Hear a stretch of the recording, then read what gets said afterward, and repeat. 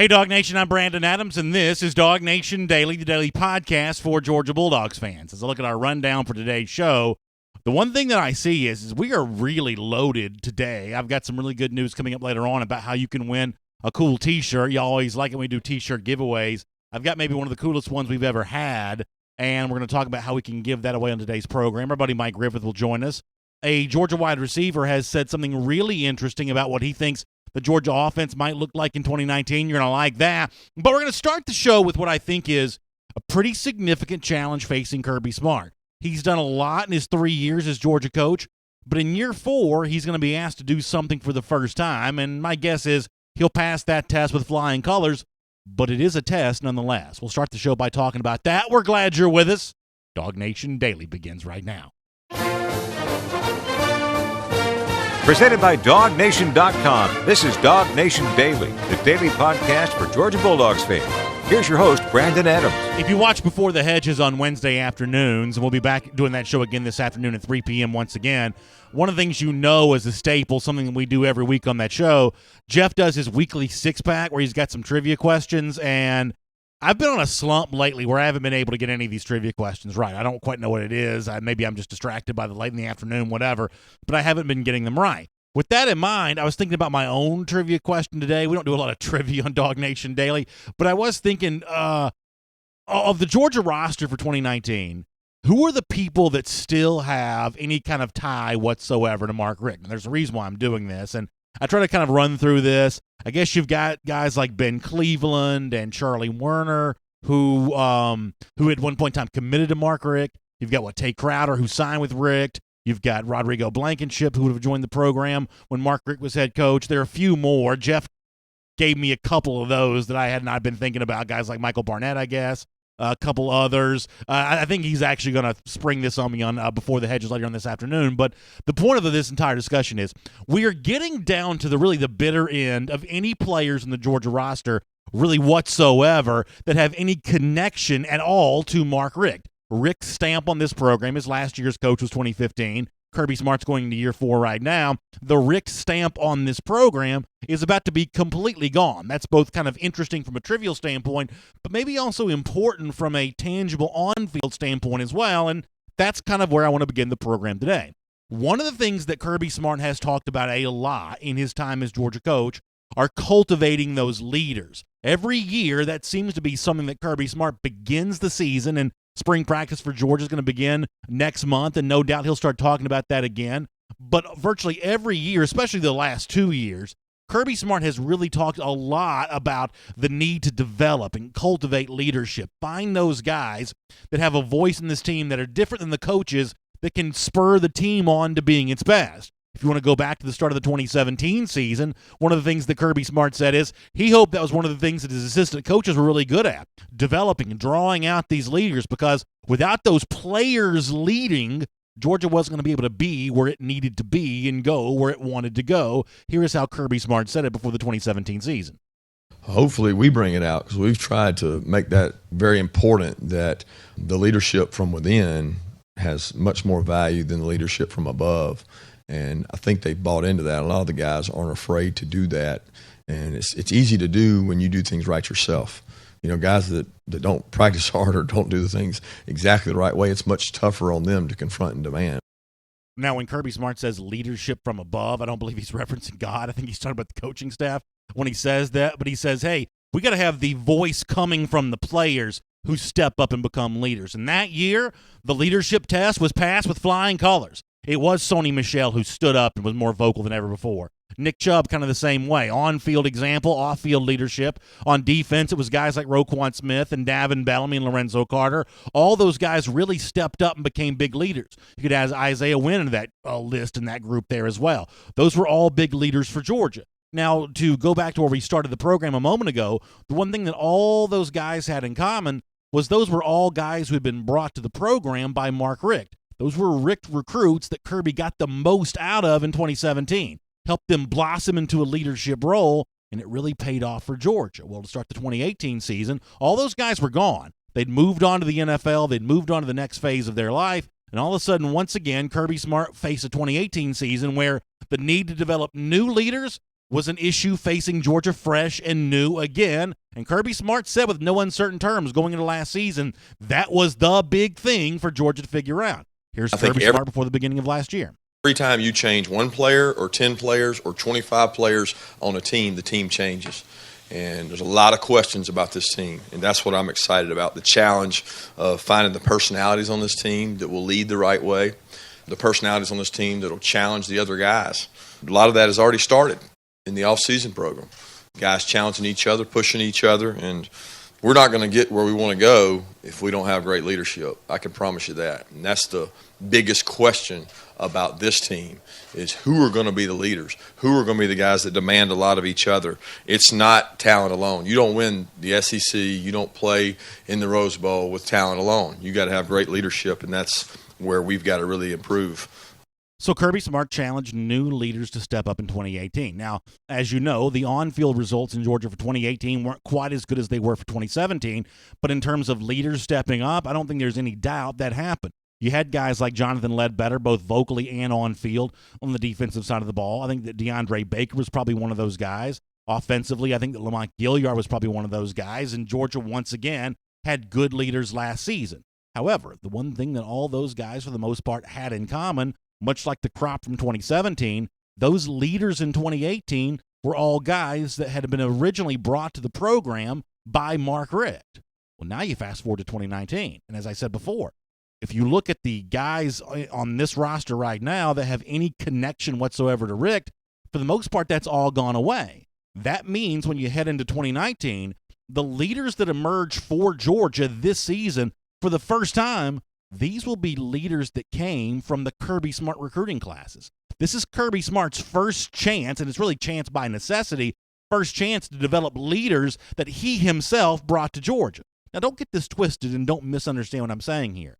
I'm not saying that over the course of the last couple of years, Kirby Smart has won with Mark Richt's players. That's too simplistic given the way that Kirby Smart's recruited. If Kirby Smart hasn't recruited as well as he has, the success that Georgia's enjoyed the last two seasons, winning the East in each of the last 2 years, that's not going to happen.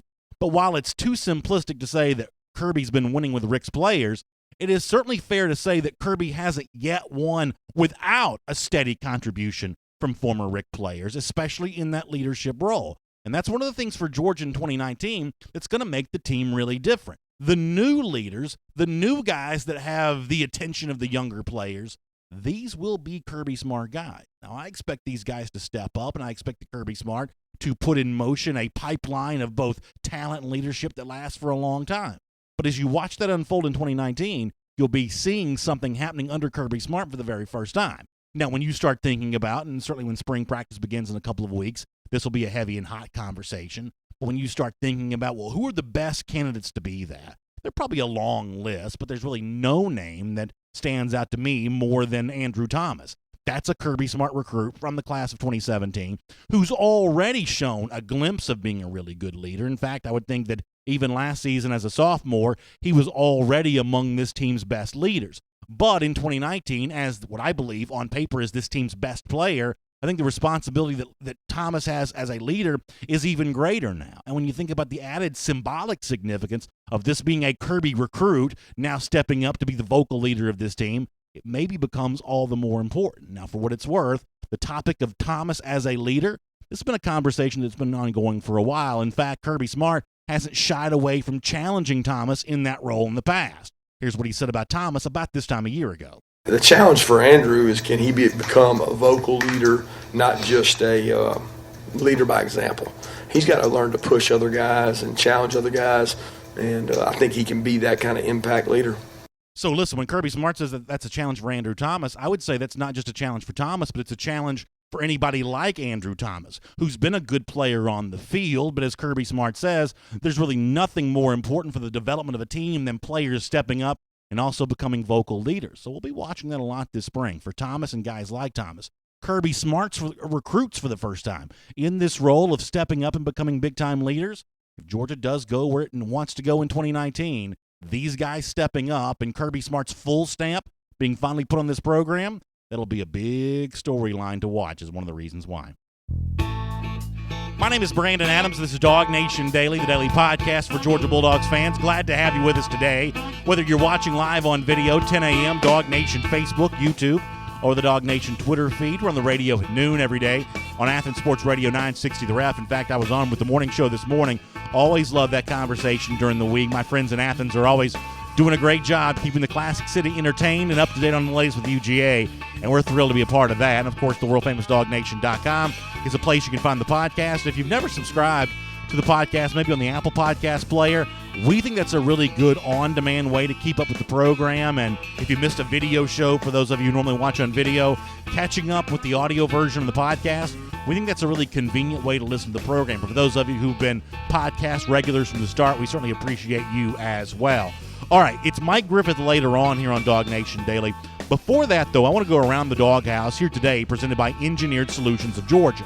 And I want to dive a little deeper in something that we've talked about a pretty good bit over the last couple of weeks, and that's how the new look James Coley offense might be here at Georgia, and my hope that it brings out a little bit more from the Georgia passing game. Now, to be fair, I think that there's plenty of reason to suggest that the new look James Coley offense might not necessarily be all that different from what the offense looked like under Jim Chaney. Because if you want to go back and listen to Kirby Smart in the past, one thing that Smart has said is, especially last year, that, assistant coaches then, Coley was not the offensive coordinator, assistant coaches like Coley and others already had some influence on the Georgia offense. So if we take Kirby Smart at his word, maybe there's not some brand new philosophy that James Coley, as the offensive coordinator, is going to bring to the table, because he was already influencing the old Georgia offense. In fact, here's how Kirby said that last summer.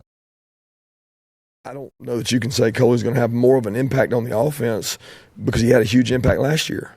So it would be misspoken to say, oh, okay, now we're going to have this premonition. No, it's the same offense. We've got Cortez bringing ideas in. We've got ideas formulated by what we did in off-season studies. So the building of the package is really based on what we have. What are our strengths?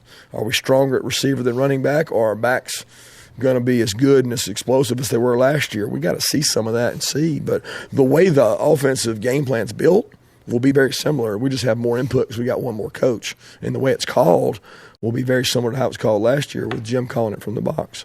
So that's what Kirby said last summer, and if you take that to heart for this upcoming season, well, maybe the offense with James Coley now as the offensive coordinator might not be all that different.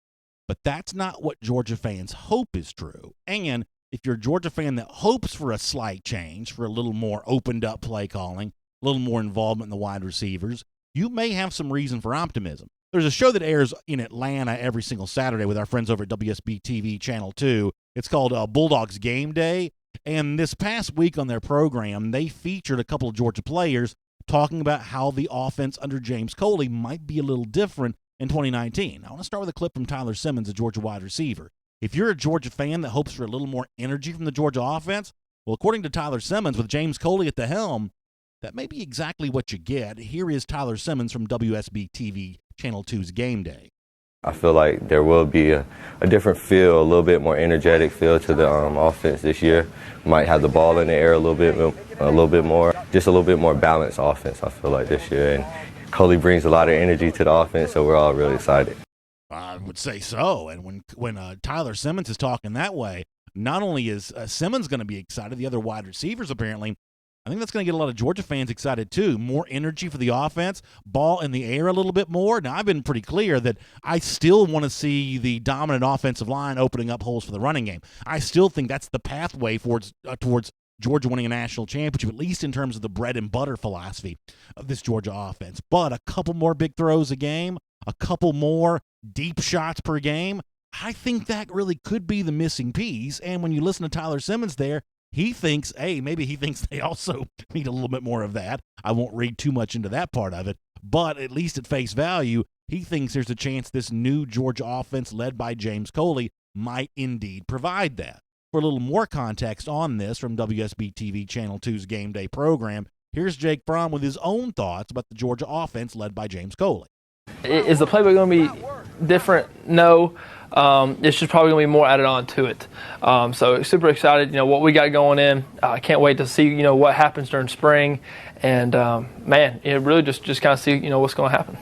Yeah, listen, I mean, I tell you what, Jake Fromm and Tyler Simmons, you couldn't be better salesmen for this new offense than that. And obviously, we're already around here excited about G-Day, but the chance of maybe seeing a couple more of those high-profile passing plays, exciting, energetic, deep shots taken down the field, that gets you a little bit more eager to see what April 20th is going to look like when they get together between the hedges once again. This is a Georgia offense last year that was really close to a big breakthrough at a national championship level, and maybe with James Coley at the helm in 2019, that might indeed be the year that breakthrough takes place. Really appreciate WSB TV Channel 2 catching up with Tyler Simmons and Jake Fromm. Really good coverage of them as you head towards the start of spring practice. By the way, Around the Doghouse here on this Wednesday on DawgNation Daily is brought to you by our friends at Engineered Solutions of Georgia, which provides foundation repair, basement waterproofing, crawl space encapsulation, and they also offer a lifetime of support. So whether you've got a cracked foundation or a wet basement or a damp crawl space, you can have one of their qualified professional technicians come out to your home and give it a look over.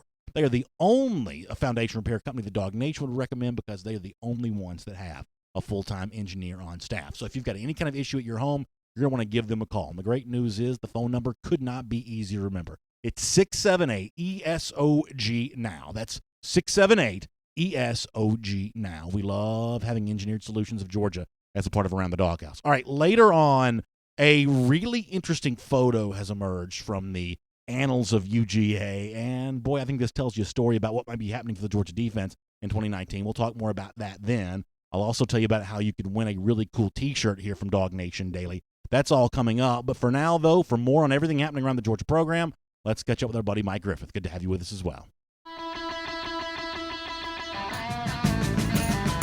From Athens and across the SEC or wherever the recruiting trail may lead, here's a DawgNation.com insider. Say hello to Mike Griffith here, checking in live from Athens, where the countdown to spring practice is certainly ongoing. And Mike's had some great reporting at DawgNation.com over the last couple of days. And Mike, if you don't mind, that's exactly where I want to begin. You had some good news for dog fans yesterday. Looks like, according to some sources, Jordan Davis, who became a pivotal part of Georgia's run-stop defense at the end of the 2018 season, but then due to an injury was not available for Georgia in the Sugar Bowl. It sounds like that's all cleared up and ready to go, and Davis is going to expect it to be a full part of Georgia's spring practice here in just a few weeks. I hope folks will check the story out for themselves at DawgNation.com, but would you mind giving us a little bit of a glimpse about what you've learned about Davis? Yeah, that was big, and, Jordan got hurt doing some squats after the SEC championship game. Of course, Georgia, like most other programs, lifts throughout the season, and we all know the squat is a very dangerous lift. It involves your back, and you just hope that there's no reoccurrence or lingering issue. But certainly this is something Georgia will monitor closely, as Jordan Davis has the markings of an NFL player and an all-SEC type. He really emerged last year. He lost a lot of weight. He worked extremely hard, earned some praise from Kirby Smart, and he went from a guy, BA, that wasn't even on the travel squad at South Carolina, to a real big part of that defense. He was a real factor, a real force in a lot of key games. I think missing Jordan Davis really hurt Georgia against Texas as much as anything. So his return, I think, is absolutely instrumental and pivotal.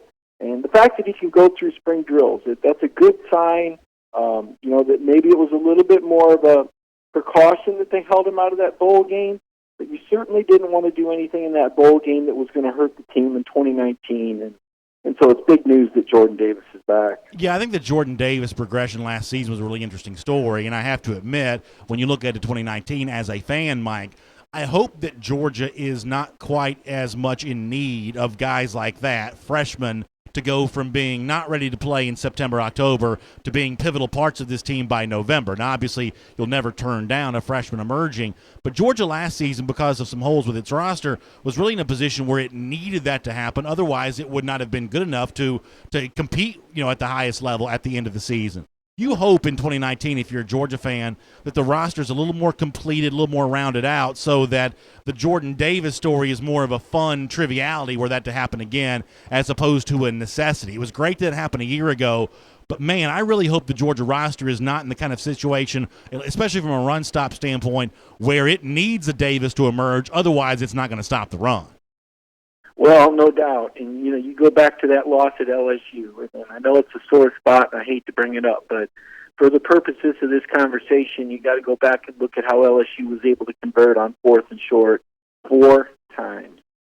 4 fourth down conversions, B.A. With that game in the balance in the second quarter, before the Georgia offense could get it going, they weren't able to stop LSU in short yardage situations. And it was because of the front seven. It was something that I think you and I had both talked about a lot in September and October, that this was an area of the team that was concerning. And why wouldn't it be? They had lost 5 out of 7 starters, including the SEC Defensive Player of the Year at middle linebacker the year before. And, while the front seven got better as last year progressed, I don't think it ever played up to the level of the 2017 front seven.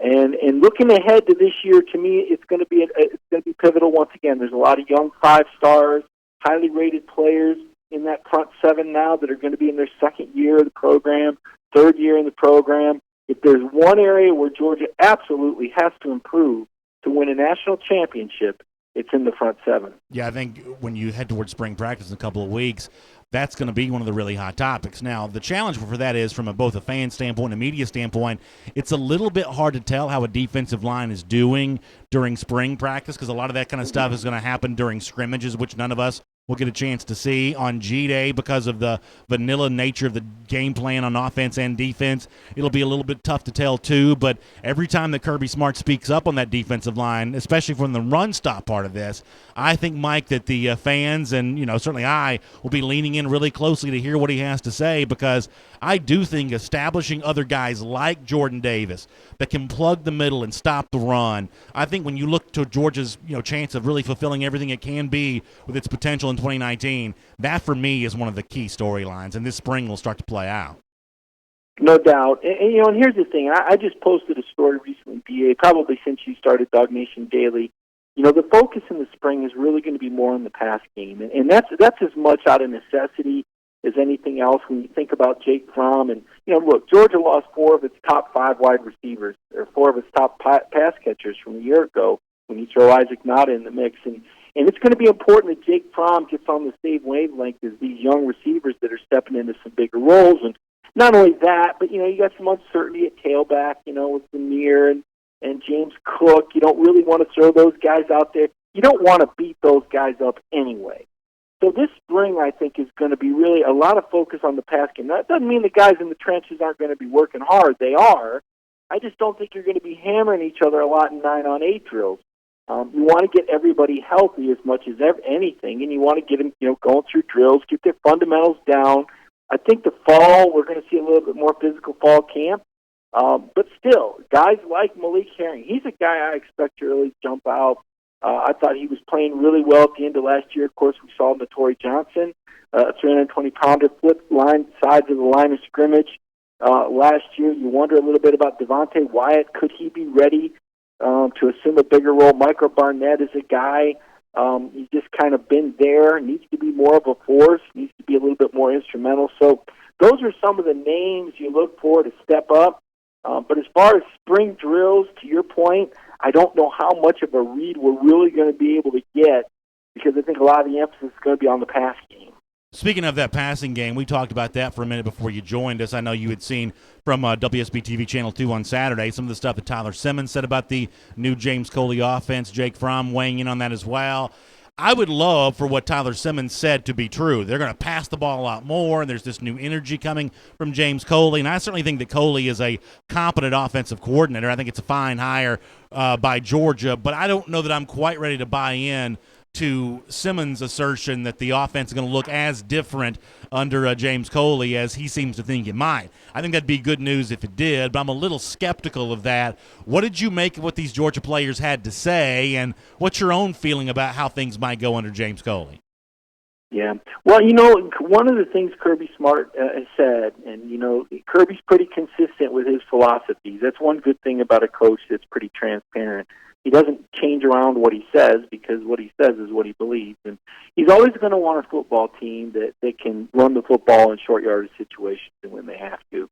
Obviously, the Florida game last year, that wasn't the case. We're still trying to figure out what Chaney's deal was in that game. But for the most part, I think you're going to see Georgia's run game use a little bit more, I want to say a little bit more horizontal, maybe not as much north-south. A lot of this has to do with Zamir and his health and his ability to contribute. I'm not sure where he's at, BA. I don't know if you can count on that quite yet. The guy that's, had 2 knee surgeries. We do know they've got a lot of speed back there, and we do know that both Swift and Cook can catch the ball out of the backfield. So all that said, my take is you're going to see more of a West Coast style offense. I still think you got some guys that can get vertical, but I think you're going to see a high percentage pass game with the backs being thrown to a lot out of the backfield, a lot of shotgun, and I think a lot more up-tempo. Now, I don't know that you'll see it at the start of the schedule because, they open up with some cream puffs, but I think against Notre Dame they'll unleash it, and that's what we'll see most of the rest of the season against SEC competition. I tried to boil this down very simply the other day. I'm looking for 4 more pass attempts per game, and I want 2 of those to be completed for 20 or more yards. If you can give me that, I think you're giving this Georgia offense really the extra dimension that it needs. You don't need 10 more passing attempts per game, and I'm like you. I don't want to see Georgia go away from the running game because that is the way that it's recruited, and that's the ultimate strength of this team, running backs and offensive linemen. But can you find me 4 more attempts, and can 2 of those be completed for a deep throws down the field? If so, I think this becomes a national championship team. Well, yeah, I guess if you look at the metrics and work backwards is one way you could do it, and that may be, I'm sure that may be how you came up with your thing. I know that the defensive-minded coaches that I've covered out of the Saban tree, whether it was Mark D'Antonio or now Kirby Smart, and even what I learned, from Jeremy Pruitt and being around him, and those defensive coaches, they're not going to throw the ball any more than they have to. It's going to be dictated by the game, and we saw it last year. Now we can go back and if Justin Fields starts at Ohio State, I'm sure everyone's going to go back and say that he should have played more and thrown the ball more, and maybe he'd still be. But Kirby Smart was not going to air it out in the fourth quarter against MTSU or against Austin Peay. Now some coaches would have. Oklahoma would have. They run up those Heisman Trophy numbers, those fake numbers against bad competition like they like to do in the Big 12. They would have done that. And maybe that would have served Georgia better. I don't know. But I know that defensive coaches are not going to throw the football with a 4 or 5 touchdown lead. It's not going to happen. They're going to run clock, and they're going to protect the plays and the players. And I don't see that changing. So I don't know how the metrics will end up.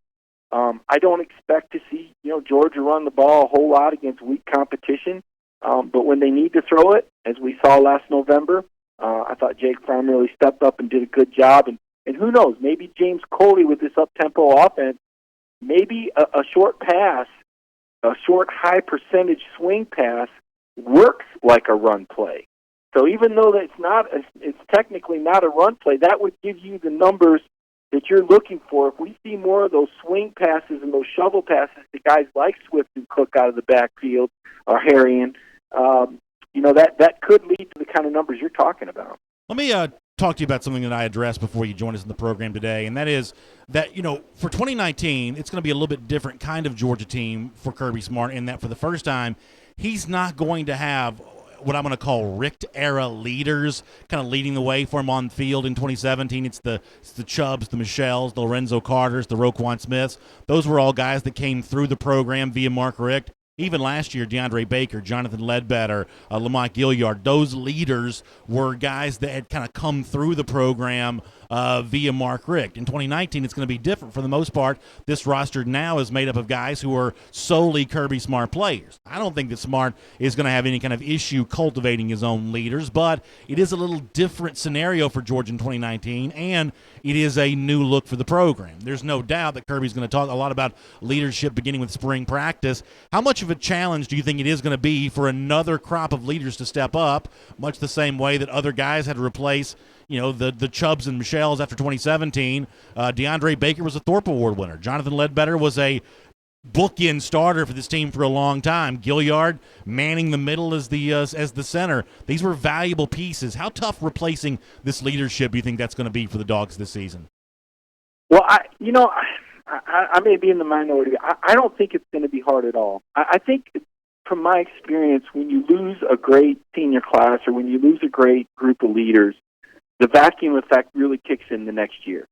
It's the next year because you lose such a big part, such a big bulk, and as we saw last year, Georgia lost so much from a leadership standpoint from that 2017 team, which I know the history books are going to show that Alabama was the national champion, but Georgia was the best team in college football in 2017. It's unfortunate. The best team doesn't always win the national championship. Georgia, without doubt, was the best team in college football, and we could talk about that on another show. But you lost the bulk of that leadership. Now, I think that Jake Fromm returning at quarterback helped cushion that a little bit, although that was somewhat mitigated by the whole, Fields and, Jake couldn't do media interviews because Justin couldn't do them. All of fall, it couldn't be named starting quarterback. There were a lot of mitigating factors, I think, that, might have maybe taken a little bit away from Jake's ability to lead full go. I think that won't be the case this year. I think it's 100% Jake, whereas maybe last year it was 90% Jake. But this year it's Jake's offense. I mean, it was Jake's offense last year, but now, publicly, I think we can, Jake can speak out more. I think the locker room, the air is going to be a little bit clearer in there. So I think it's much better situation. Defensively, J.R. Reed. I mean, J.R. Reed could have gone pro. And him coming back, I think, is huge. I mean, he is just universally respected. He's a guy who has the right mindset. He's got the chip on the shoulder. It was J.R. Reed who said last year at Media Day, and Paul Feinbaum made fun of him, but I understood what he was saying. He said the SEC championship doesn't mean anything because we didn't win the national championship. That's the mentality. That's a look into the mentality of J.R. Reed. That's why he came back. I think your leaders this year, and this is no offense to the 2018 leaders, but I think the leadership will be even better this year than it was last year. Remains to be seen if it can match 2017 leadership, but I really like the guys that are in these key places on this year's team. Mike, I think it's a really interesting point. It's a great way to finish up our conversation. We appreciate the work you're doing at DawgNation.com. You've got some great pieces, both already up from this week and on the way as well. We'll look forward to reading those and catching up with you again here on DawgNation Daily very soon as well. Appreciate it, B.A. Have a good one. Let's take a look around the rest of the league. This is SEC Through. I think Mike brings up a couple really interesting points there, and not to go down the road of last year's quarterback situation with Fromm and Fields, but because of the presence of Justin Fields and the potential controversy of having two good quarterbacks, we probably didn't hear as much from Fromm as we otherwise would have, and maybe at some point, Fromm was kind of kept away from being kind of a vocal spokesman for this team. In 2019, though, this is clearly his team. This is going to be clearly, him at the center as quarterback, and my guess is he'll get a chance to be a much more vocal leader because of that. I think behind closed doors he already was, but he may take more of the public mantle of that here in his junior season. That's kind of interesting. The other thing that Mike mentions there, and that's J.R. Reed, and we got a chance to catch up with Reed after the Sugar Bowl, back in January. And let me tell you something. I was really impressed with some of the things that young man had to say after what was a not great day for Georgia, obviously, but he stood up and he talked about it very vocally. And when you think about him also returning to Georgia, what a find he's been for the Dogs. And I think a leadership mantle. I mentioned Andrew Thomas off the top of the program, but I believe that J.R. Reed really coming to full form as that on the defensive side of the ball, I think there's a really good chance that occurs as well, and I think that Mike's really right for saying that. Before we do our SEC through, let me also mention something to you. I saw something kind of cool heard it kind of cool on the radio today. Do the Online Trading Academy? We talk about Online Trading Academy as a part of our Around the Doghouse each week, but they also, in addition to what their class is helping you make money in the markets, they've also got a new class coming up to help you make money as a real estate investor as well. I think this is a really cool thing, and my invitation to you to be to check out tradingacademy.com/Atlanta. That's tradingacademy.com/Atlanta to find out not just about their market classes, about how you can make money in all the ways that the financial markets work, but also in the real estate market as well. Check that out, tradingacademy.com/Atlanta. There are a few different ways to invest in real estate. They'll teach you about them all. They've got some classes upcoming on that. So please check that out, tradingacademy.com/Atlanta. Really good stuff. All right, SEC through time. Important update on a story that we covered for you yesterday. So we talked a good bit about the fact there has been this string of break-ins at LSU. A lot of people kind of invading the stadium, getting caught on the field, and I guess there was this thing also this week where a bunch of guys got into the locker room basically and stole a John Deere apparatus. Now, the folks over at the College Football Reddit page say they have found video of the alleged culprits who stole the equipment from LSU. I don't think this is authentic, but it's too funny not to play. If you're watching on video, you can obviously see this. If you're not watching on video, I'll explain why I don't think this is the authentic video of the LSU thieves. First of all, the Baton Rouge Advocate story said there were 3 culprits. I only see 2 people in this video. It was also alleged that the folks at LSU stole a John Deere piece of equipment. This appears to be a golf cart. I don't quite think this is it, but at the same time, it was sort of too funny not to at least show a minute of here on DawgNation Daily. Speaking of funny, this may be funny for all the wrong reasons. There's this big trend now in college football to schedule the big-time home-and-home series. You know, Georgia announced it's not too long ago going to Texas.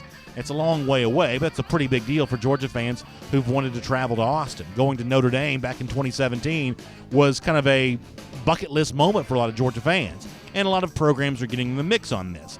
Alabama's scheduled a lot of its own home-and-home series as of late, but they may have gone too far this time. I saw several outlets reporting that Alabama has now scheduled a home-and-home series with West Virginia for 2026 and 2027.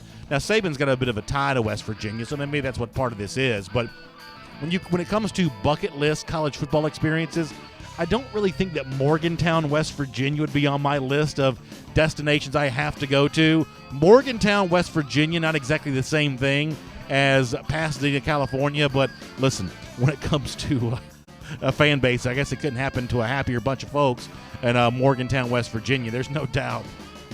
That's quite a combustible mix. When you put the Alabama fans and the West Virginia fans in the same stadium at the same time, there's no telling what comes of that.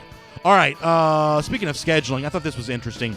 Georgia Tech has now announced a series of games at Mercedes-Benz Stadium coming up over the next few years. There's a guy named Kelly Quinlan who covers Georgia Tech, who's had pretty good reporting on all this. He had some tweets about this yesterday. Let me show you a couple of these. First of all, Quinlan says that Tech's announced a new partnership with Mercedes-Benz Stadium, which is the AMB Group, and the Peach Bowl, hosting a marquee, that phrase used loosely, Georgia Tech game for the next 5 years. Quinlan would go on to report that Tech's going to play Notre Dame there in 2020, an unnamed opponent in 2021 and 2022, Clemson to start the season, Chick-fil-A kickoff, and I guess that'll be in 2022, and then we don't know who they'll play in 2023, and then playing Notre Dame again in 2024. Georgia Tech has also been very clear to point out that the Georgia game will never be a part of this series, that Georgia will never get a Tech road game in Mercedes-Benz Stadium for obvious reasons, because the Georgia fans would just take over the stadium at that point in time. But I find this really interesting about how easy the media is to manipulate when it comes to stuff like this. This has been largely treated as a big-time coup for Georgia Tech to get to play these games in Mercedes-Benz Stadium. And it's not a bad thing to necessarily play there. Georgia will play there to start next season against Virginia.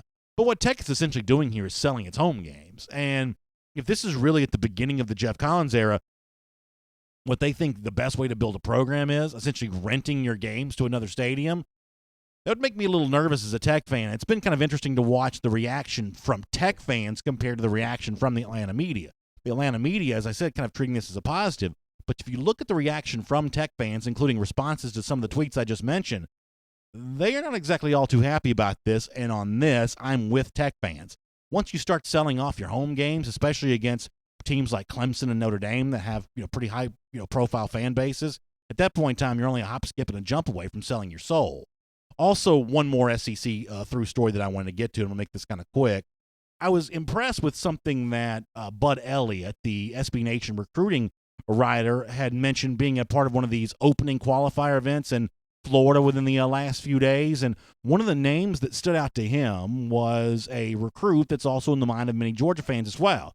We haven't mentioned him in a while, but maybe it's time to start talking about him again. Do you remember Legend Cavazos, the safety from IMG Academy? One-time guy, thought to be in the mix with Georgia, then commits to Ohio State, then decommits from the Buckeyes on the heels of some of the issues involving Urban Meyer. Well, apparently Cavazos is really turning a lot of heads. Let me give you some of what Bud Elliott had to say about him.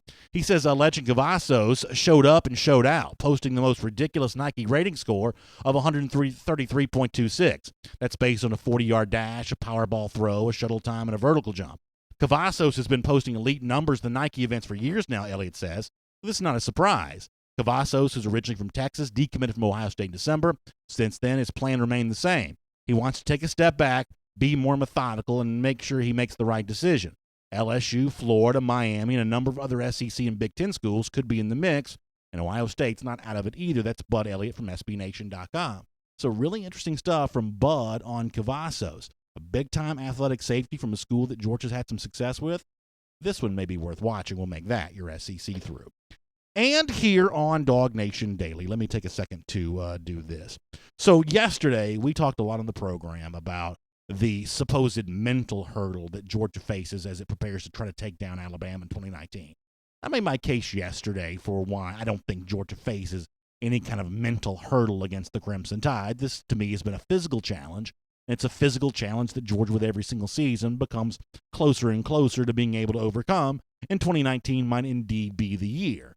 But I also could not help but notice that yesterday was February 26th, in other words, 2/26 on the calendar, and there's a lot of folks around the Alabama world who want to remind Georgia fans about 2nd and 26 on a day like that and what happened last year, or I should say now 2 seasons ago at the end of the 2017 season, the national championship game, and bad memories from the SEC championship as well. And Georgia, to its credit, has done its part to say that this year in 2019, they are going to work to leave no doubt. They're going to work to have no regrets against Alabama. You've seen the Do More T-shirts that they're wearing, the big team, little me, a part of the mindset that Georgia wants to cultivate. But around here at DawgNation Daily, we really feel like we need to do our part as well. And one of the coolest T-shirts we made for DawgNation was one that admittedly we didn't get a chance to give away. Last year, going into the SEC championship game, we were on our road to Atlanta. And if you're watching on video, you can see this right now. I just think this is a spectacular T-shirt. It rained that day before our tailgate, so the T-shirts we'd planned to give away, we did not get a chance to give away. So I said, hey, you know what? This may be serendipitous. This may be all for a reason. This may be for a purpose. Because what better way to symbolize what Georgia's going to try to do in 2019 other than to get back on this road to Atlanta once again and that rematch with Alabama in December? We think that's going to be a lot of fun, and we think that's something that Georgia fans need to start thinking about right now. So every day moving forward, and tomorrow I'll explain more of your details, but every day moving forward, we're going to give away one of these Road to Atlanta T-shirts. I'll explain more about the details tomorrow. Then after that, we'll start giving these away. And if you'd like to have one as a way of reminding Georgia fans everywhere where Georgia's going to be back this December and maybe again for the Peach Bowl as well, that T-shirt will be a good way to do it. So stay tuned to DawgNation Daily for a lot more details on that. All right, before any of that, though, a lot of stuff we had planned for the show that we're not going to get to. I did tease this, so let me at least mention this really quickly. We have the photo of Dan Lanning being out to dinner with some Georgia players. Now, we're in kind of a sort of a desert for Georgia information right now, so almost anything passes as interesting. But if you're watching on video right now, you see a tweet from Dan Lanning's Twitter account showing himself at dinner with some of his outside linebackers. I guess this was within the last couple of days. He says, enjoying some fellowship and eating good. If you're watching on video, and if you're not, I'll describe this to you. Look on the far left corner of your screen. Look at Brenton Cox. Look how big Brenton is in that photo there. Talk about a young man that's ready to break out in 2019. That may be indeed the case there. By the way, let me also give you our Gator Hater updater. Now been 851 days since those lousy, stinking Gators have beaten Georgia. That's good news. Our Gator Hater updater. We'll see you tomorrow right here on DawgNation Daily. And on video, time now for our R.S. Andrews cool down, and a lot to discuss with you. We appreciate you giving us a chance to do that here today. By the way, speaking of our friends at R.S. Andrews, we got some crazy weather going on. It's like raining one day and it's sunny the next, and that's just kind of par for the course this time of year in Atlanta or the state of Georgia. But no matter what the weather is, the ones we trust around Dog Nation are our friends at R.S. Andrews. They are the ones that we call, they come, they show up, they do just the work that's required for the price that was promised up front, no surprises. It's one of the reasons why R.S. Andrews has made a name for themselves as the dependable solution for heating and air and plumbing and electrical. They're the ones we trust to play all those positions around Dog Nation, and you're going to find the same thing to be true when you check them out. My invitation to you is to check out rsandrews.com to find out more about the heating and plumbing and air and electrical services they offer. You're going to love that from our friends at R.S. Andrews. Check them out online at rsandrews.com. And, of course, they bring the R.S. Andrews cool down to you each and every day here on DawgNation Daily. Pretty much anything from today's program is open to you. I may have to log back in to Facebook. I had a little bit of a Facebook issue here, so y'all give me just 2 seconds to pull the Facebook comments up, and I'll get that fixed and taken care of. I apologize for the delay on that. Had a little bit of an issue with that this morning. Let's see if it works. Give me just one moment. Looks like we're going to be in here. All right, pop in here. And the Facebook comment section will be up and running in just a moment. Here we go. And now we're in business. Philip Jordan Wells says tech used to be, I don't know what that was going to be, but it's going to be funny, whatever it was. Phil Rogers says, BA, have they come out with the Big Team Little Me t-shirts yet? No doubt they'll probably be having those at a store near you very soon. And don't forget, we've got our own really cool t-shirts, our Road to Atlanta t-shirts. I just think this is going to become an incredible symbol of what Georgia's going to try to accomplish in 2019. And I can't wait to give these away over the course of the next few days. I've even been given permission to give some of these away. You know, one of the issues that we have sometime are the people that don't live near one of our events can't come and pick one up. I've been given permission to kind of send some of these out, so we'll be able to mail some of these to winners. So that's going to be a really fun thing to do. Santiago Diarn says, BA, I'd love to get your thoughts on Tyson Campbell losing his job to Eric Stokes. And do you think his play will improve? Or does it, excuse me, or does another player become a starter over him? Listen, I understand the question and where that comes from. And my overall opinion of Tyson Campbell hasn't changed really at all. I still think that he's an elite prospect. I think he actually gains from the experience that he got last year. And I think in some cases, to get experience and then get a chance to watch can also be really valuable too. Now, don't get me wrong. You don't want to be in a scenario where Campbell was, where he got taken out of the lineup. That's not what he wants to experience. But in terms of becoming the best player he can be eventually, getting a chance to play and then getting a chance to learn from watching, both those are great opportunities. I think Campbell's going to benefit from that. If you've been watching some of the videos that have been coming out, Georgia shows these brief snippets of some of its workout videos. You've seen Campbell in some of those as of late, at least one example that I can think of. And boy, he looks like he's also put on some really good weight too. So plenty to be excited about when it comes to Tyson Campbell right now. Willie Gray says, BA, please bring back the Gator Hater t-shirts. Willie, from your lips to my boss's ears. Hopefully we'll get a chance to do that very soon. Amos Williams also says that Eric Stokes is a stud. He's a much better cover guy and tackler. He certainly came in and played better than Campbell a year ago, but as I said before, I don't think the story on Campbell is completely written at this time. But I'm just like you, Amos, in that I was very, very pleased with the way that Eric Stokes played when he came in and got a chance to do that. That's a really good example of Mel Tucker from last year's staff, Kirby Smart, and these Georgia coaches developing some of that talent. I think that Stokes played better on the field last season, and his recruiting profile would have suggested that he should have. And I think you got to give the Georgia coaching staff credit for being able to do that. Mike Mazzell also says that Campbell will work harder this year to keep his job safe, and I do think that sometimes losing that job does get you motivated for coming in and holding on to it in the future. Let me get a couple of the YouTube comments here as well. Let me scroll up and see what's going on YouTube here today.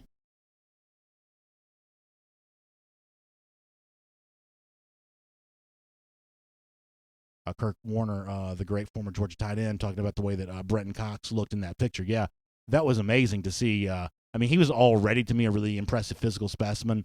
And to see from the looks of that photo, and he's obviously a little closer to the camera than some of the other guys are, so there was maybe a little bit of a depth perception, optical illusion going on. But I don't think that explains all of what's going on there with Brenton Cox. That's a pretty impressive guy right there for sure. Will Marlowe says, do I live in Atlanta or Athens? I actually live in the Atlanta area. We get to Athens for the coverage when we can, but our DawgNation World headquarters is based right here in Atlanta. When you look at the window to my left, you see at least a portion of the Atlanta skyline, not the downtown skyline necessarily, but we're right here in the Atlanta area. Let me get a few more. Kevin Blackman says DawgNation needs to make more than 10 shirts. They sell out faster than free watermelons at Walmart. Yeah, listen. Obviously, keeping T-shirts in stock has always been a real challenge for us. But we do have a nice crop of these Road to Atlanta T-shirts, and we're looking forward to getting ready to give a lot of those away. Kelly Burnett says that I kick my cold faster than he's been able to kick his. I sound like I'm in pretty good form. Yeah, I actually worked out pretty well on that.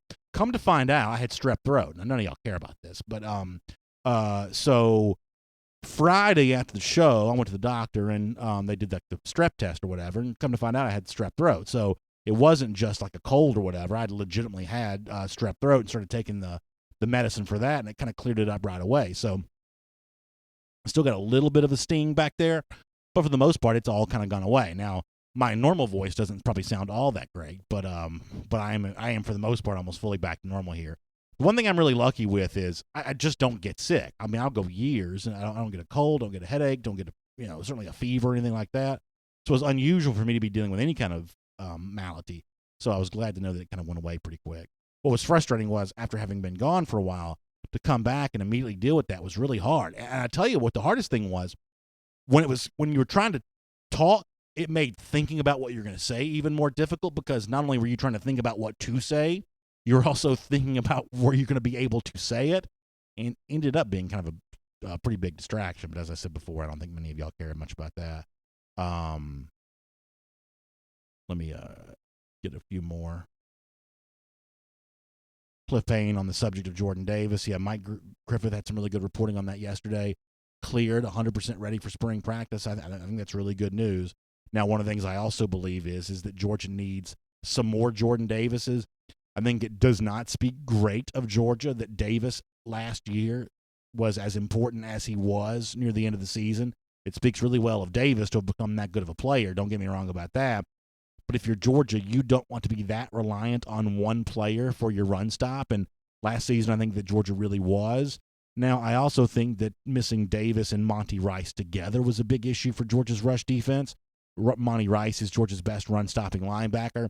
One of the things I'm a big believer in, while there is probably reason to be a little bit concerned about Georgia's depth along the defensive line, especially when it comes to stopping the run, the presence of an improved linebacking core, I do think, takes a little pressure off the defensive line. And we'll examine and see how true that ends up being. But that is something that I think you have to pay a little bit of attention to, is that Georgia needs more than just Jordan Davis along its defensive line stopping the run. Hopefully they get some of that, whether it be an incoming player like a Zion Logue or somebody else. I think Connor's actually written about this at DawgNation.com a little bit. But I believe the presence of an improved linebacking core, and I really think it is going to be a much improved linebacking core this season. I do think that makes things a little easier for the defensive line overall. K9 Blues asked about Jordan Rochester, how Georgia will be used, how Julian Rochester will be used this season. Yeah, I think that Rochester is one of those guys that becomes a really, I think, swing player for this Georgia roster, just given the fact that as a freshman he played pretty well, and then the development beyond that has kind of been only okay, I think some people would say. But imagine what's going to happen for Rochester if in his final year at Georgia that light really comes on. Rochester was a guy that I saw a lot going back in high school to his time there at McEachern. I was always really impressed with how well he moved around given the big body that he has. And, now is one more chance at Georgia for all of that to come together. And, if he's going to play inside, if he's going to be that guy who has the responsibility of being a part of that anchor for the run stop, then he's got to be physical there in that role. And I think at times maybe there's been a call from some of the Georgia coaches for a little more of that from Julian. I certainly think he's capable of providing that, but I do think he's one of those few guys that could really, really break through or maybe just miss out on that full potential. And there are probably a few guys on that list that could become kind of swing names in this Georgia roster, depending on how much improvement they show in either their pivotal season or their final season. Depending on how much improvement they show, it could go a long way in determining how high Georgia climbs in terms of achieving its full potential as a team. Derek Smith also brings up the name Malik Herring, and boy, I did finish last season really potentially excited about what Malik Herring's going to turn into as a player. He's always been an incredibly athletic defensive lineman. We've referenced before the backflip that he did in his commitment video for DawgNation. He's always been an incredible athlete, and he showed you toward the end of the season, especially during Georgia Tech. And you may say, well, that doesn't fully count just given the talent on the other side of the field, but man, he was explosive and dominant in that game, and I have really high hopes for Malik Herring this season. I think that's a great name to mention as a part of our R.S. Andrews cool down today. Eric Smith says does a tight end break 700 yards catching this year? I don't know that I would say 700 yards as a likelihood, but could you find 450? Could you get close to 500?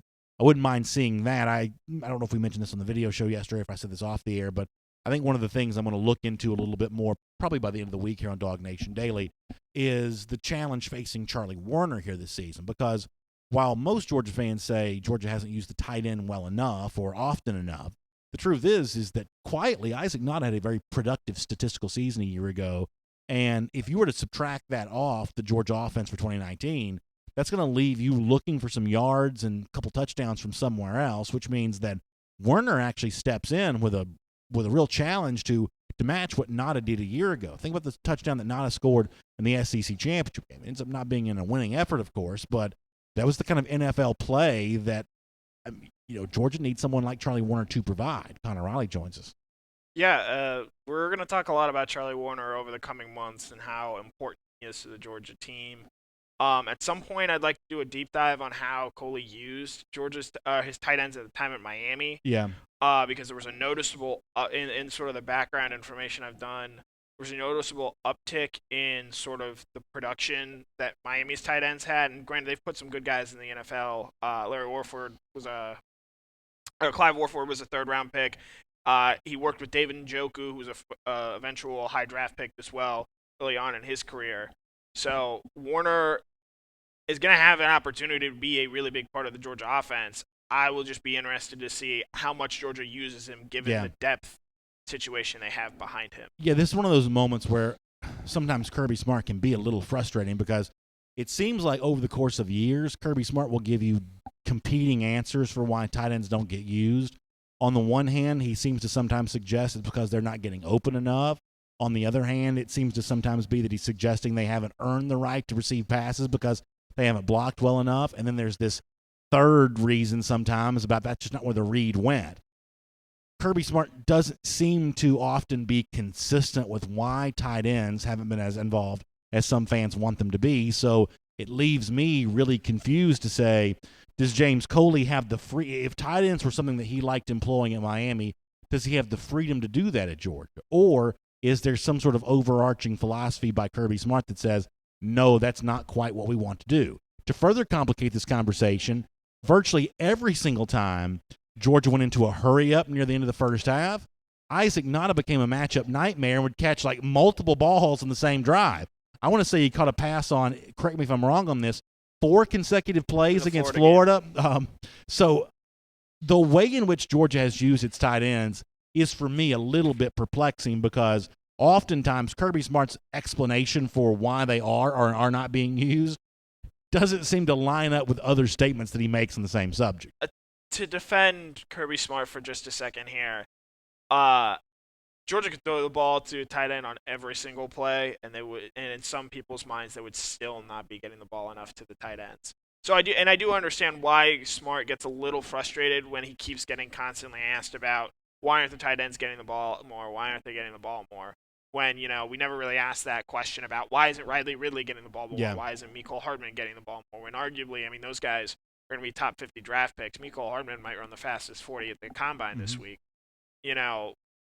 Why keep asking about the tight ends over and over and over again? I can certainly understand why he keeps trying to move the goalposts and give different answers there. And, you're right, because if you did start throwing the tight end more, it would just be more questions of why aren't the receivers being used more? And I guess when you look at, and this will probably end up being a topic over the next few days too, when you look at where Ridley might be drafted and how Hardman is going to have a chance to impress, you've already had guys like Daniel Jeremiah and others who've really kind of gone on the record about Mecole Hardman being a potential breakout guy at the combine. It potentially leads to an uncomfortable conversation. I did address yesterday what Darius Slayton had said about his role in the Auburn offense, and I said, you don't want to hear a Georgia receiver saying that about the Kirby Smart-led offense.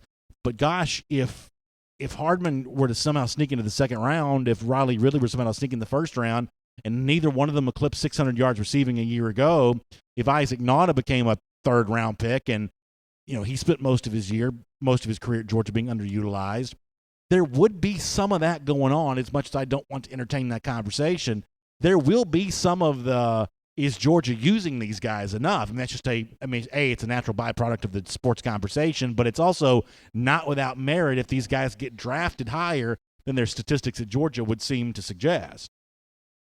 Willie Gray asked, did Mecole ever have a kickoff or punt return for a touchdown? I believe he did have a punt return, or it may have been called back. I want to say he had one this year. I can probably look that up. But I know that he was one of the he averaged over 20 yards of punt return when he returned a punt. Now, granted, I don't think Georgia put him back there all the time, but then when they wanted to make a big play on special teams, he was able to do that. Yeah, I mean, he certainly showed that off. Let's see if we can find some game logs here for Mr. Hardman for his career. Because the honest truth is I don't remember. Yes, he did have a punt return last year against Middle Tennessee State. Okay, there you go. Yeah. A great website for stuff like this is there are a couple of statistical websites that are very easy to use and very fun to catch up on. One is cfbstats.com. I referenced that yesterday. I don't even know who runs that, but they do a really good job of very detailed, easy to find, easy to use stats. The other is sportsreference.com. It's sports-reference.com. This is not a plug. They don't pay us any money. But for a long time, baseballreference.com was like the number one kind of old school baseball stats website. Sportsreference.com is the same version, and you can go here and go Mecole Hardman, and you can get the game log for his entire career at Georgia. Now, it's kind of pretty lengthy, so it's kind of hard to get through this. But in terms of touchdowns, he only had one punt return touchdown in his career, and that came against Middle Tennessee State this past year. So, I would say that there's some websites like that can be really fun when you're looking to keep up with some of that kind of stuff. Let me go to Facebook here for a moment. Eric Bielink says, I hope this new offensive coordinator, the tight ends, are used more. It just sucks that Nada's gone. He was a beast. Yeah, he really was, but in terms of sort of beast-like qualities, I'm not going to tell you that Warner's the same athletic specimen that Isaac Nada was, because I think that Nada's a little bigger and fast, whereas Warner's probably a little smaller than Nada is. But I do think that Charlie Warner is a very unique athlete at the tight end position. He's bigger than Nada is. Oh, is that right? Height and width and things of that nature. I mean, he's one of those guys. Now, he's probably a better blocker as well. Do you think so? Because I mean, Nada was not a very strong blocker. At the risk of being nitpicky and negative, I mean, I can think of individual moments where Warner had his issues this past season, though. So it's kind of an interesting comparison to make. I mean, Warner's one of those guys that, as he looks to his own NFL career, because he did kind of have that profile as kind of a wide receiver coming out of high school, the ability to be a blocking tight end at the NFL level is one of the things he's going to have to answer for. I think that Nada's probably answering for some of that kind of stuff right now as well. It's not uncommon for NFL teams to use tight ends more than the college teams use them. That kind of happens a lot.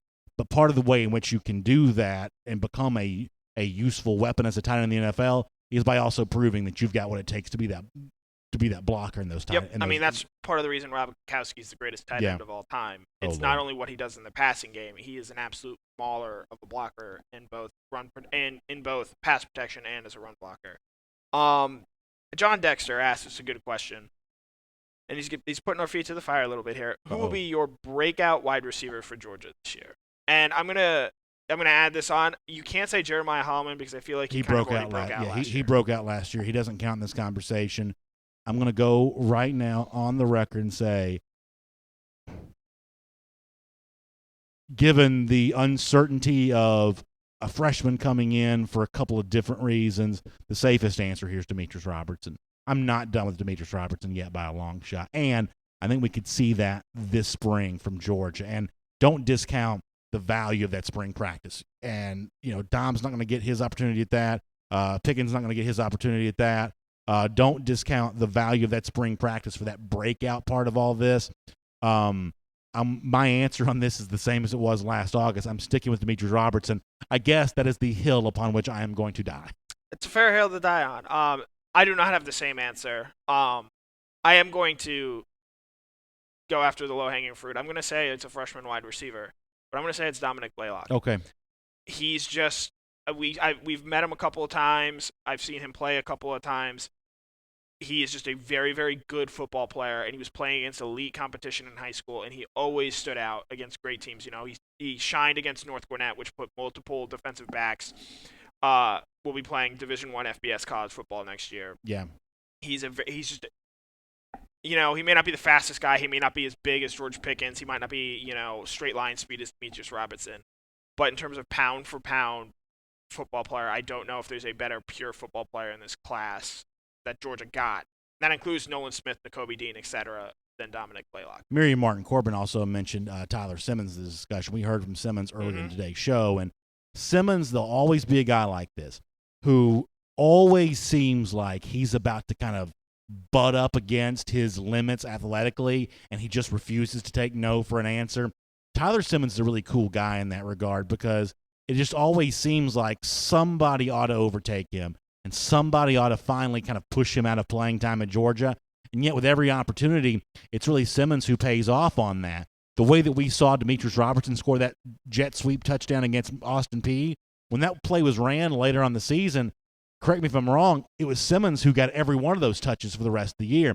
He became one of those guys that just would find his way on the field and kind of find a way to be productive while he was there. So Simmons is the unique wild card in all of this, that it seems like, when you look at a Tommy Bush, he's taller, he's maybe more athletic. Matt Landers is taller. There are a lot of guys who seemingly, have better profiles. Trey Blunt was probably a higher rated recruit coming out of high school, but Simmons just kind of finds his way onto the field and finds a way to be productive when he's there. He's an interesting name because of the way that he's the outlier from some of the other guys that are potentially a part of this conversation. It would not surprise me one bit if he was that breakout guy. And, him, Robertson, and Blaylock all sort of have similar builds. Wouldn't surprise me one bit if Simmons is that guy who just, whatever reason, Kirby really trusts him. He's raved about him in the past, and it wouldn't surprise me one bit if we saw him step up and have a bigger role in the offense next year. So I won't pretend to be the best at predicting this kind of stuff because, as I said last year, I predicted Roberts, and that turned out not to be true. But here's the one thing that I do want to be very clear about and make sure I'm on the record about. I am not worried at all about new receivers at Georgia. I'm not. If you go back and look over the last few years, and I have written about this, if you go back and look at leading receivers for Georgia, it is very common to see different names in that top 2, top 3 leading receivers for Georgia year after year. Recycling and regenerating those guys is just something that Georgia does quite often. In fact, really the only guy to be in that top 2 receivers for Georgia multiple years over the last half decade was Terry Godwin. Now, Godwin was not that in 2018. He fell out of that. But he was that guy who was like the second leading receiver 3 years in a row for Georgia coming into 2018. But for the most part, Georgia, going back a while, probably back to the Malcolm Mitchell era, going back for a while, has just had different leading receivers every year. And I don't see any reason why 2019 will be any different, nor do I see any reason why the new guys that emerge can't also be really successful players. Because, somebody mentioned McCole Hardman earlier, and maybe not living up to all he could have been at Georgia. The fact of the matter is, Hardman learning the receiver position as quickly as he did in his sophomore year actually speaks really well of him. Terry Godwin kind of the same way, the way that he learned the receiver position. It speaks really well of him, the way that he grew from a position that probably did not come innately to him, given the fact that's not the way that he grew up in the high school era. The difference with the Georgia receivers now is, for the most part, these are guys that were true receivers in high school, trained, working with guys like Terrence Edwards to really learn that footwork and those skills. And I just think it's going to be much easier for them to step in and, in the case of a Blaylock or a Pickens, play right away, or in the case of a Robertson, after a year of learning, finally fulfill that full potential because they are legit true receivers. And I don't think the absence of experience at the Georgia level, at the SEC level, ought to scare you off of any of those guys. And I just want to make sure I'm on the record about that right now. I agree. Plus, I mean, with all due respect, whether it be the fault of the Georgia offense for not getting more out of them or just the limited nature of what was on the field, I mean, the first guy to go 600 yards this year has overtaken anything that Georgia did statistically a year ago, and that's just a fact there. Amos Williams says that Pickens is Megatron 2.0. Boy, that'd be a nice thing to think about, especially given the fact that Georgia missed out on Megatron 1.0. That'd be nice to think they got it right this go around. Double R says, do you guys think that Channing Tindall taking the starting backer spot from Crowder or Rice at some point this season? So Connor may have his own answer on this, but for me, I think the perfect combination for Georgia at linebacker is Monty Rice as the run-stopping guy and one of the runners standing along next to him. And for me, I do believe it's going to be Channing Tindall. If you gave me my choice of when Georgia has two interior linebackers in the field, which two do I want it to be? I want it to be Rice. I want it to be Tindall. I believe that's Georgia at its best. How do you feel? I agree. I think Tindall right now, the guys there, has the most upside. I'll be interested to see how Nakobe Dean looks at Georgia's spring game and in spring practice, because he is an interesting name, and he's sort of maybe a little bit closer to that Tindall role as sort of a move guy than sort of the pure big run stuffer that Rice projects as.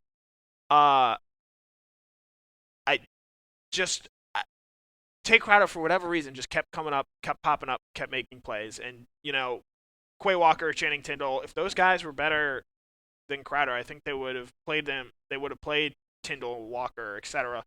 more over the course of the season. And I just wonder how hard it's going to be to overtake a guy like Crowder, who is a senior, who knows the defensive system, who probably knows the defensive calls better than a guy like Tindall or Walker or even Dean, Ryan Davis if he's healthy, Tresman Marshall if he's healthy, do going forward. On the lines of Tindall, though, one thing to keep in mind is last year when Georgia needed players to step up kind of from the unknown ranks, look who it was. Now, I'm probably cherry-picking examples, but nonetheless, just go with me for a second. It was Eric Stokes who stepped in at the defensive back position. It was Malik Herring who emerged at the defensive line position. In 2018, 2017 signees kind of came into their own. So when you think about, like, new names emerging this year, I do think that there's going to be more of a crop of those coming from the class of 2018 probably than the class of 2019. I've given you my list of guys, and we'll all have our list of guys from this true freshman class who are playing right away. And for the most part, I think we'll for the most part, all be right about that.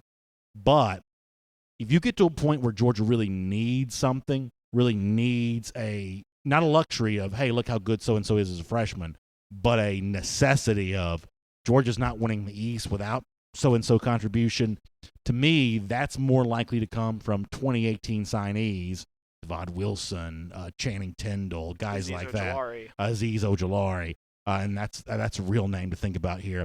I just think that much the same way it was the 2017 guys who kind of blossomed in 2018, it'll be that number one class from 2018 that could really find its footing in 2019, and that probably is something that Georgia needs to happen. Oh, yeah. I mean, especially with a team that is still relatively young. You hear coaches both in football and basketball a lot say you're only as good as your senior class really determines how good you are.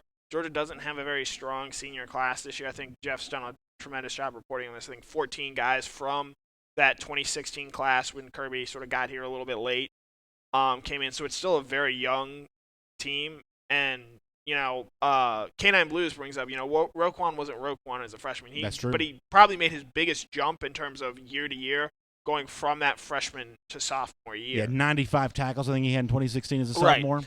And, I don't want to put too much pressure on Tindall, but there are a lot of Roquan-esque qualities that he has to them, and sort of a similar thing. Roquan was not an early enrollee.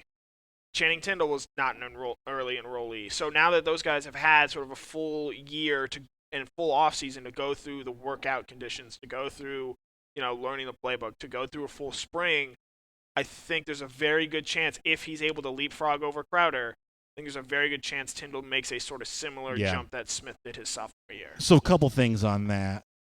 Let me first of all be very careful how I say this. Obviously, I loved the Roquan Smith Butkus year in 2017. It's as much fun watching an individual football player, I think, as I've had in my entire life. It was so much fun.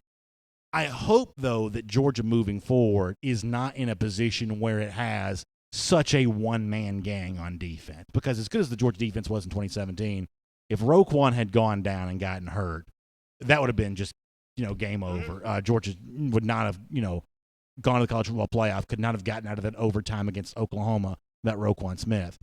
So as Channing Tindall emerges as a possible Roquan-like player, I hope that no player, and DeAndre Baker was a little bit like this last year too, I hope that no player has importance that's that outsized for the Georgia defense moving forward. I hope they spread around the You look at that that Clemson team. They lose Derek Lawrence or Dexter Lawrence for the playoff.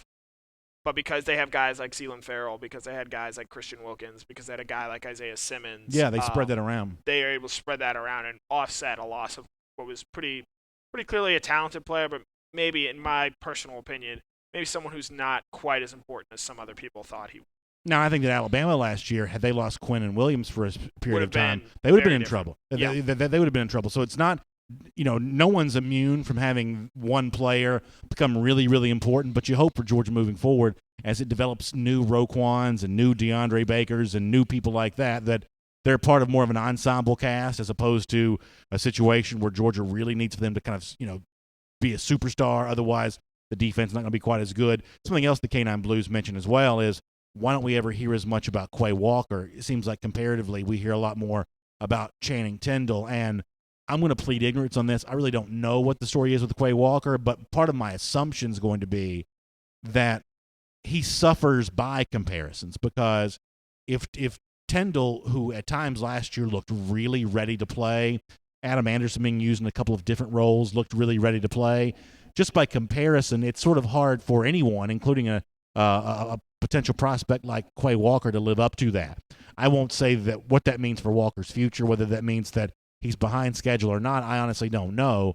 But I do think we can sometimes falsely become concerned about players because they're not growing as quickly as other guys are, when the overall comparison right now for Georgia is a pretty high caliber level of prospect coming in.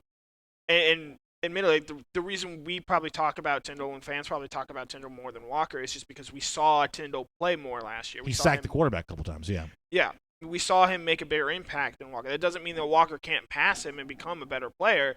I and I think you as well, we're big believers in, this is what we've seen. We have to see it with our eyes more so than believing the hype. And, if we were able to watch practice all the time and get a full view, maybe we'd have a better idea of how good Quay Walker is. But when you don't see him play, it's easy for sort of him to just fall by the wayside. Brian Williams says, what's up with Nate McBride? Thought he would have already had an impact, and McBride was a really high-level recruit, the 2017 class. But as we said before, there is just such an elite level of linebacker Georgia right now. For Nate McBride, it's really hard to get on the field. So here's the one thing I would sort of challenge fans with as much that I can. If a guy like McBride chooses to stay at Georgia for his full career, if he doesn't ever really have that breakthrough at the linebacker position, and maybe one day he will, he's obviously got the talent to do that, but if he doesn't, but if he stays here and contributes to a terrific culture of competition at linebacker and a special teams maven that goes out there and makes you big plays and kick coverage, you got to celebrate that guy for being an important part of this team. And the assumption shouldn't be because he's not on the linebacker too deep, and right now I don't believe that Nick McBride will be. The assumption shouldn't be that if he's not on that too deep, he's therefore a bust or not worthy of the hype, not living up to his name. The truth is, he may be playing some really good football at practice and certainly contributing on special teams, and it's just not quite enough to crack that lineup at linebacker. That's more of an issue of what Georgia has at linebacker more than anything being wrong, I believe, with Nate McBride. And if Georgia's going to put together a run where it wins multiple SEC championships, becomes a fixture in the college football playoff, wins a national championship, maybe more than one, you're going to have guys like Nate McBride who dedicate their football career to making Georgia better. And they're going to trade a role on a team for stardom and accolades. Far be it from me to tell you what to do, and far be it from me to put too much of a cart before the horse here. But that's a young man on a senior night. Guys like that in the future, they ought to get big-time ovations, because you can't be great without greatness at every position, and there's just not room for everybody to play equally. So keep that in mind with McBride and others who haven't quite cracked the lineup yet. Their decision to remain at Georgia and keep fighting for that opportunity speaks really well of them as people, I believe. I will also say, to the McBride thing, I get why, we understand why, he's as talked about as he is, and people mention he was a highly rated recruit. Georgia's brought in 5 inside linebacker prospects, or guys who will play at inside linebacker in the last 2 recruiting classes. All 5 of them were higher ranked recruits than McBride was. Yeah. That just speaks to how well Georgia's recruiting right now. And, Monty Rice, Rice, yes, technically was a lower rated recruit than McBride was, but they're very different players. McBride is sort of that move Yeah. linebacker that we talk about. Who's gonna make the more athletic, the more Roquan type plays. Whereas Rice is just a big thumper. Yeah. And that's sort of why he was able to get on the field quick. Rice was also one of these guys, and this is one of those things that can be kind of spin control, but it always seemed like he was just a better player than his high school rating was anyway. Sort of like the Dominic Blaylock thing. He's Yeah. just, he might not be and a lot of the star rating is based on, athletic projections and NFL draft projections. But, every couple of classes, you see guys who are just flat out better than what we were told that it were as recruits. The other thing about Rice was he had that spring practice in 2017 at a time when the Georgia roster was not as deep then as it is now. He went through spring practice at a time when there was some room to play, and I just think that could have set in motion a series of dominoes that set him up for success in his career, and to his credit, he made the most of it. But there is a part of some of this kind of stuff that's just luck. Lucky to be able to be an early enrollee going through spring practice at a time in which Georgia wasn't quite as deep, learning the position, getting on the field, making the most of that opportunity, and now he's kind of a fixture in that Georgia lineup. I mean, some of this is just, hey, confluence of events. It all kind of worked in your favor, and for Monty Rice, to his credit, he made the most of that. Let me also mention this really quickly before we get ready to go, and I apologize for not remembering who put this in the comment section. I'll quickly scroll up here to see if I can find it. Who said this? Let's see. Oh, it's Wesley Owens who said this. I don't envy having to have this conversation. I don't look eagerly forward to doing this, but it's going to be a fact. You think it's going to be transfer portal mania come April 21st? Yeah, I think we're going to see. Would not surprise me if we saw 5-6 Georgia guys put names in the portal. And see, as I've said before, the worst part of this is going to be if a guy really does not feel at home at Georgia and wants to leave. I mean, what else are you going to do other than shake his hand and wish him well moving forward? The problem's going to be like what you've already seen with the defensive lineman at LSU, and his name escapes me, who put his name in, took his name out, put his name back in again. It's these guys who want to have one foot in the program and one foot out. And listen, it's a hard thing. You've only got a brief window of time to play your college football. I get that you want to make the best decision. I'm not unsympathetic to that. But, as a Georgia fan, I also want to see Georgia have the most success that it can. If Georgia goes into that spring and summer phase of development for the program with some guys only 1 foot in the program, even if they end up not leaving, that level of focus lost, at a time in which getting your body right for the summer, that kind of concerns me a little bit. I do have to admit that. My take on the transfer portal, and this is kind of how I hope Kirby Smart handles it, and I readily admit it may not be the best way, but I would like for him to stress, I have no problem. If you want to go look and find someplace else to play, that's I understand, it's your career. You have to do what you think is best for you. I would just have him hope that he would stress, if you put your name in the transfer portal, you're not coming back. Make it crystal clear that we're not going to push you out the door, but if you voluntarily choose to open that door, there is no shutting it and coming back. Yeah, to sort of avoid that, that thing of guys being wishy-washy and taking their name in and out of the portal. I do think that's almost worse than a transfer. I think you can move on from a transfer, but if you've got guys who are only partially committed, that's even worse than that. And coaches are going to have to figure out their strategy. And maybe Connor's right. Maybe that's exactly what it ends up being in terms of how you deal with this. And for some guys, I think some people have written about this before, there's going to be a situation where somebody puts themselves in the transfer portal and it doesn't really work out for them as a transfer, and they're going to not have a place to go back to. I mean, there's going to be a way for a player to misplay this transfer portal, and I hate that for them, but that's going to be a part of this too as well. Hopefully, Kirby, who's usually pretty good about playing guys and usually pretty good about making a large number of people feel like they are a part of what's going on at Georgia, hopefully he'll find a way to massage that and manage that this spring, because obviously the fewer names you have kind of pop in there, the more stability you have heading towards what is a pivotal 2019 season for Georgia.